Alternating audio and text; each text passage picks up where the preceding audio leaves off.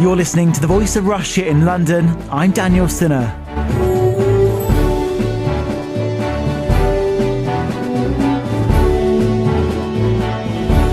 Britain's Housing Minister Mark Prisk has recently said he doesn't believe the public should give money or food to the homeless. He urged the public to put a hand up rather than a hand out. He says people should call the newly launched Homeless Hotline when they are worried about a rough sleeper. The national hotline, backed by 500 homelessness charities, will then alert local support services about a homeless person's location and circumstances to give them help. The government say the national helpline is an alternative to handouts. In 2009, the London Mayor Boris Johnson said he would eradicate rough sleeping in the capital by 2012. But figures published by the Greater London Authority show the numbers of homeless have been rising sharply, up 43% in 2011 to 2012, compared with the previous year. Meanwhile, according to the homeless charity Shelter, there are now 52,960 homeless households in temporary accommodation. But the most recent figures from the New Policy Institute estimates there are up to 380,000 homeless people in England who are effectively hidden because they're staying with friends or family. So, should we give food or money to rough sleepers, or are we just making things worse? And what needs to be done to help homeless households in temporary accommodation? Joining me for a discussion on homelessness is Jad Adams, the chair of Night Watch, a charity caring for the homeless in South London. Anna Page is policy manager at St Mungo's, a charity helping the homeless. Andrew Farris is the founder of the homeless charity Rhythms of Life International and was himself once forced to sleep rough on the streets of London. And Ken Hurst is a journalist and chairman of TNT Multimedia Limited, a magazine publisher.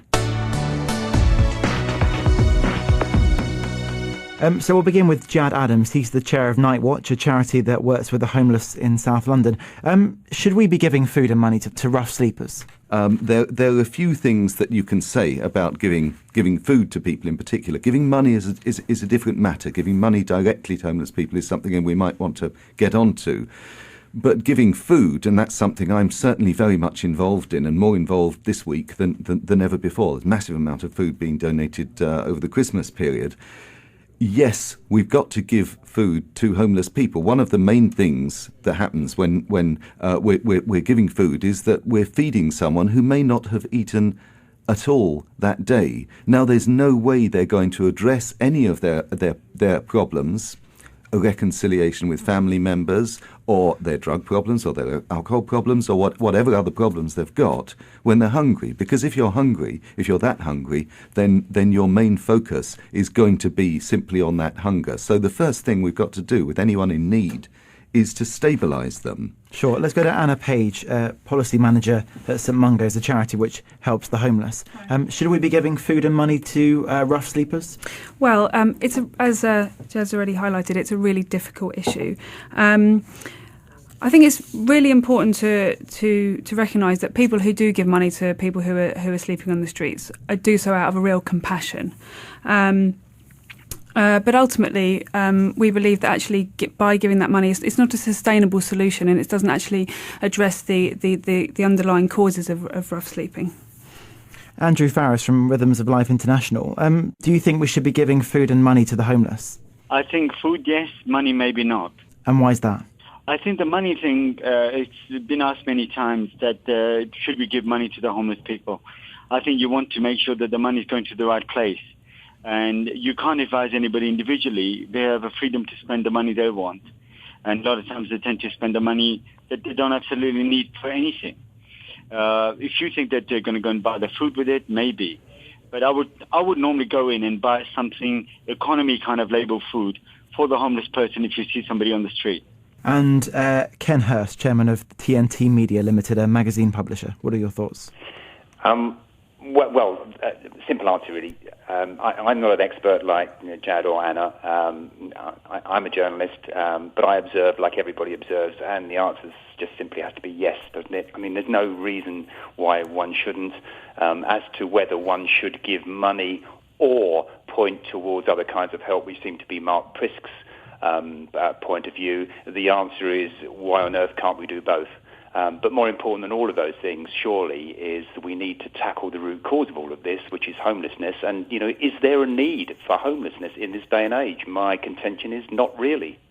Ken, if we just go back to what you said about we maybe should be giving both food and money, is there a worry about what the money will be used for, though? Yes, of course there is. The question maybe is it for us to judge? It was interesting that Anna made the point that people give out of compassion, and I'm sure that that's largely true. But we also give, out of a sense of guilt, out of a sense of our own comfort. I often in the evenings pass by a bank machine and pop my card into the hole in the wall, and there's often someone sitting there wrapped in a blanket, seeking money. And yes, I often do drop a fiver, and yes, I hope I'm being compassionate. But I'm also think I'm saying on a Friday night, I'm off for a decent weekend. So this kind of assuages my guilt a little bit as well. So it's a complex issue. Let's go to Jad Adams. What are your thoughts about what you've just heard from Ken? Well, I'm not entirely alien to this feeling that someone else is very hard up and I'm going out to have an extremely expensive meal, so I will give them £5 or £10, and I do think they are probably going to spend it on crack cocaine, and I'm not in doing that. I am really doing it for myself, to some extent for them, and I'm thinking, well, that's what they're going to get out of it. I don't in any way think that that's an approach to the problem of homelessness at all. It's a bit of generosity.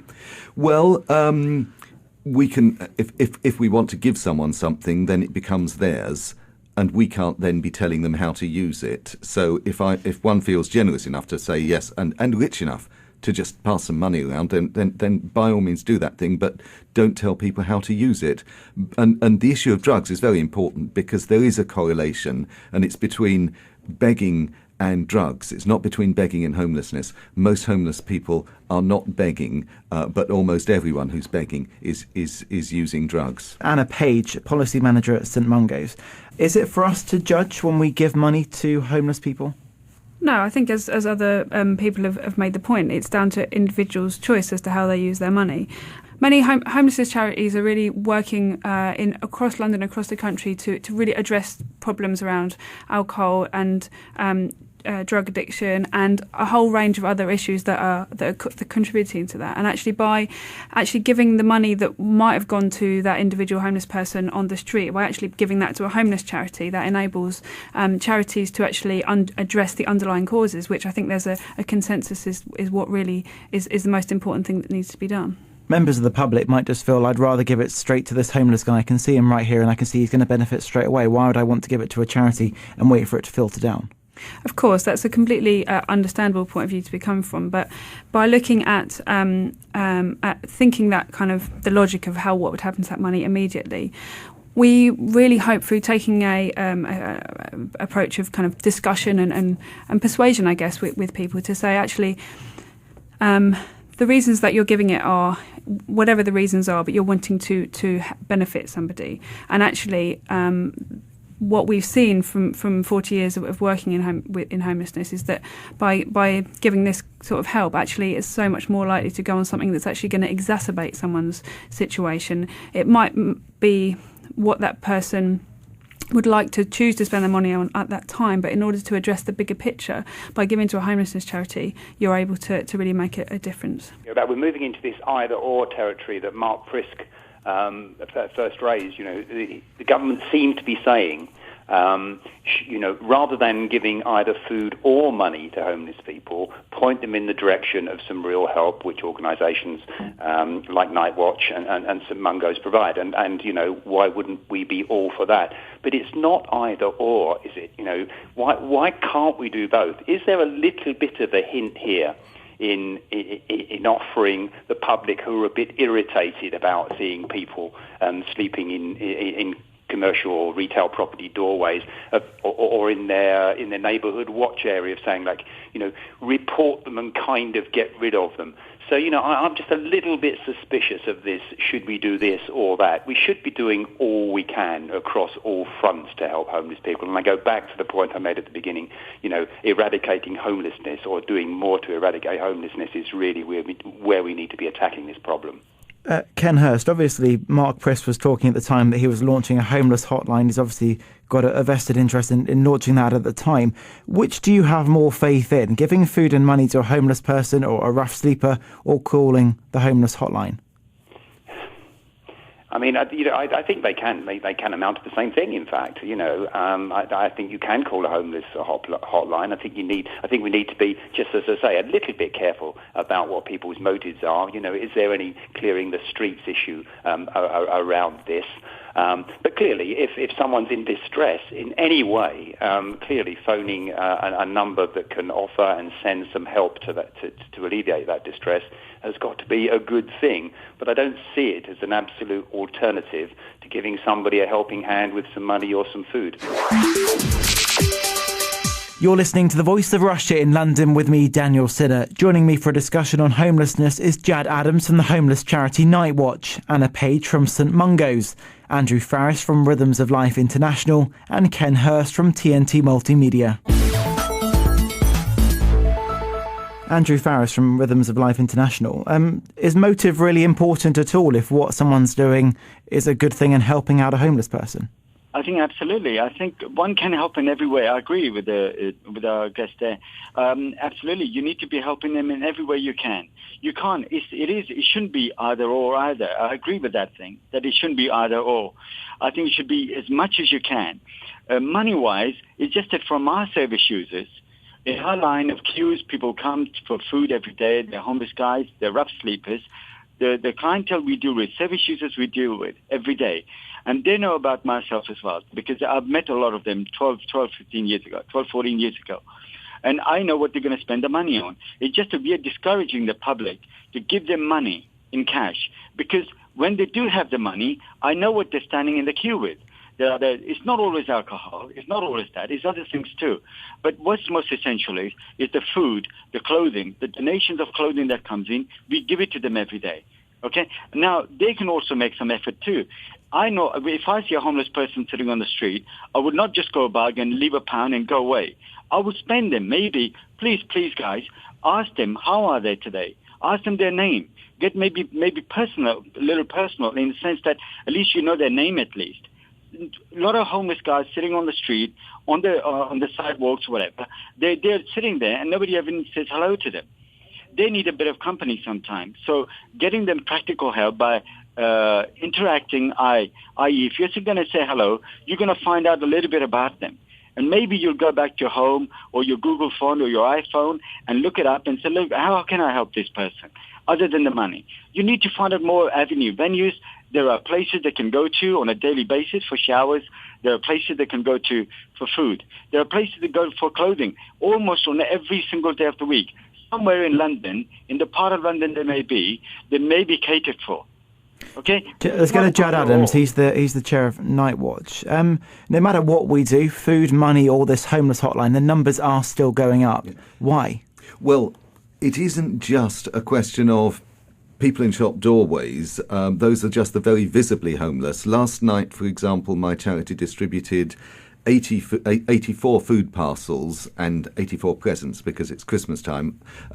And of those 84 people, very few of them were homeless and roofless. Very, very, very few indeed, less than a handful. Most of them have somewhere to stay. They're in hostels or they're in squats or they're incredibly overcrowded accommodation. They all come under this umbrella of the homeless. And we are seeing an increase, a steady month-on-month increase in that number of people. So it's not just the street homeless.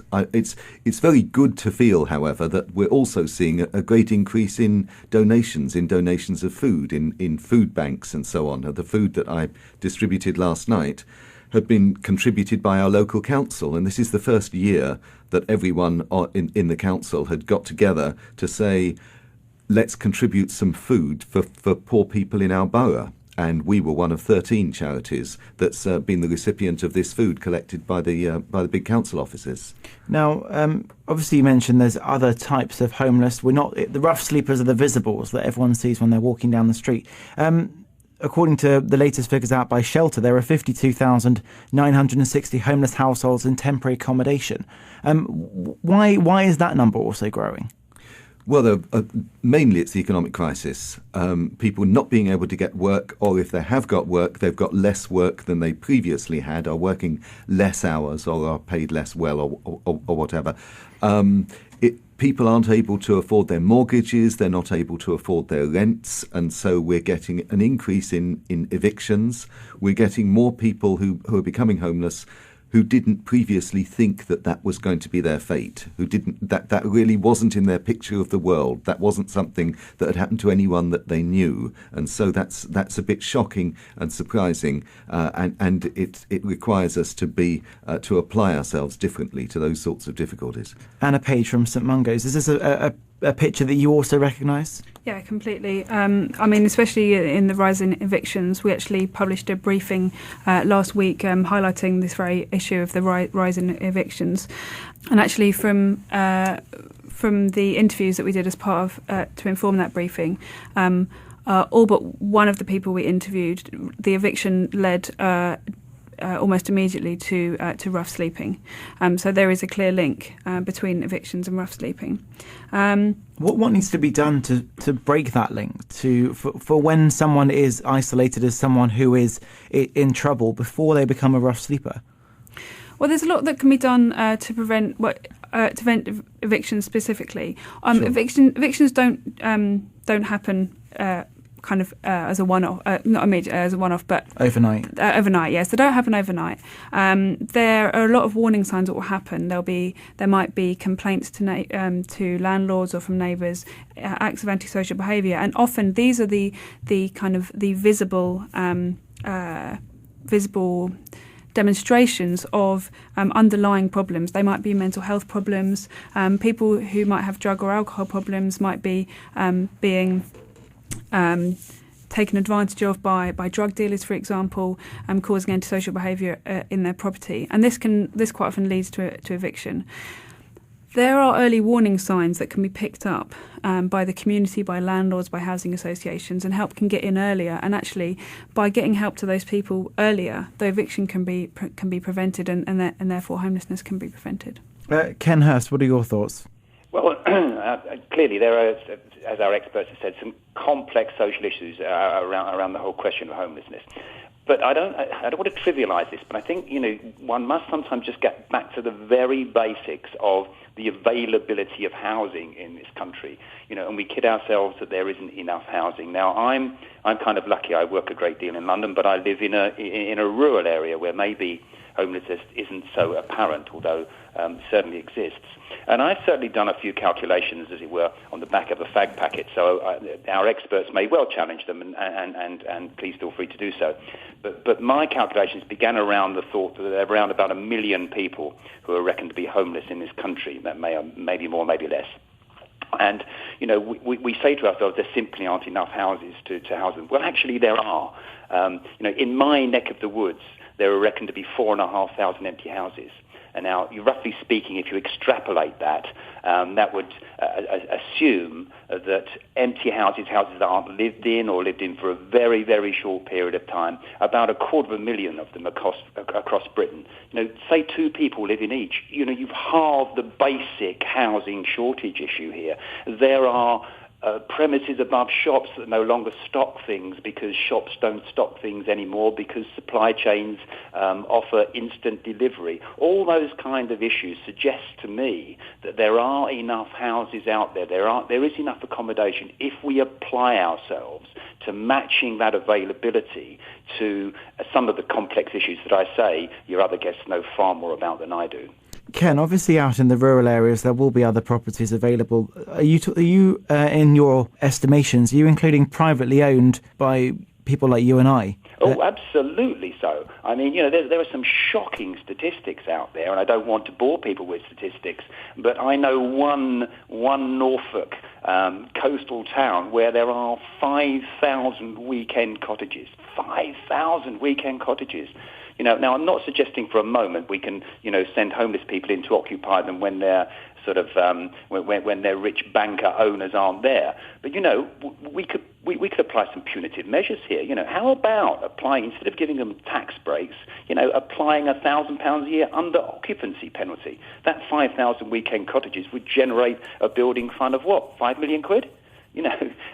So attacking those basic issues, attacking those toothless gaps where, architects build grand little designs for television programs. We need to attack this stuff, I think, and make property available. Then, of course, we have to tackle the very complex issues of matching and getting people into it. But we don't seem to be doing enough to manage that basic housing shortage.